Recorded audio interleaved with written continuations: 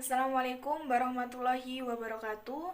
Saya dari kelompok 3 yang beranggotakan saya sendiri, Eva Nurdiana, dengan NIM 102200078 dan rekan saya Frida Nabila Ginting dengan NIM 102200082 akan mempresentasikan hasil kerja kelompok kami dengan pembahasan prosedur dan tata cara pengajuan gugatan serta syarat-syarat. Yang pertama, perlu kita ketahui apa itu gugatan.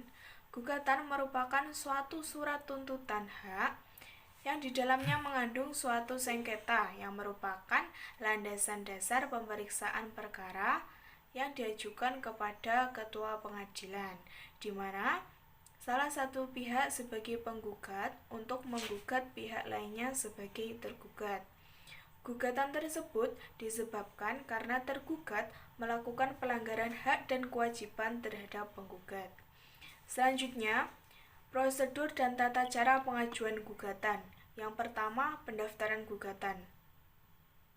Yang harus dilakukan oleh penggugat adalah mengajukan gugatan dengan melakukan pendaftaran gugatan ke pengadilan. Gugatan tersebut hendaknya diajukan secara tertulis, ditandatangani oleh penggugat atau kuasanya dan ditujukan kepada ketua pengadilan. Yang kedua, membayar panjar biaya perkara. Setelah pendaftaran gugatan diterima oleh kantor kepaniteraan pengadilan setempat, selanjutnya penggugat wajib membayar biaya perkara.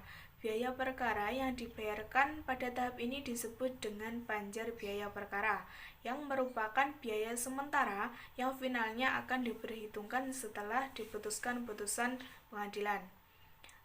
Terdapat pengecualian bagi penggugat atau tergugat yang tidak mampu membayar biaya perkara, maka dalam hukum acara perdata juga mengizinkan untuk berperkara tanpa biaya. Yang ketiga, registrasi perkara. Registrasi perkara adalah pencatatan gugatan ke dalam buku register perkara untuk mendapatkan nomor gugatan agar dapat diproses lebih lanjut.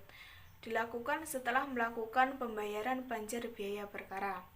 Yang keempat, pelimpahan berkas perkara kepada ketua pengadilan negeri.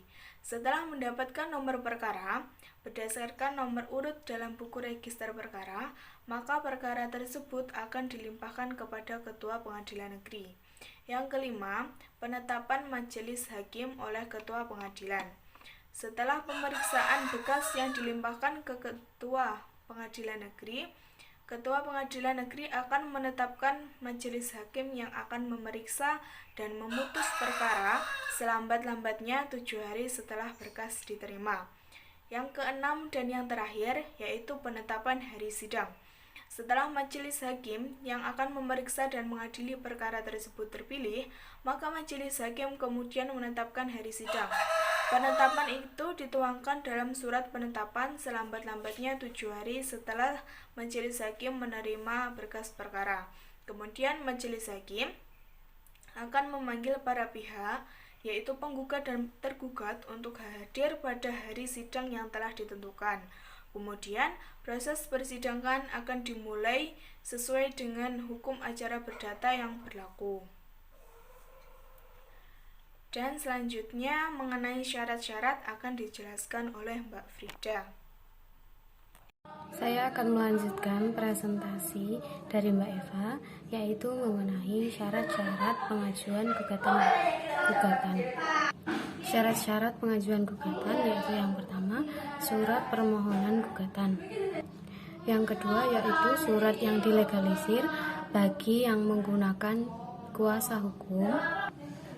Yang ketiga yaitu bukti yang menguatkan untuk mengajukan gugatan atau permohonan. Kemudian yang keempat, akta nikah atau akte kelahiran anak khusus bagi gugatan cerai. Kemudian yang kelima, soft copy surat gugatan. Sekian presentasi dari kelompok 2. Apabila ada pertanyaan bisa ditanyakan di GC, dan apabila ada kurangnya saya dan Mbak Eva mohon maaf yang sebesar-besarnya. Wassalamualaikum warahmatullahi wabarakatuh.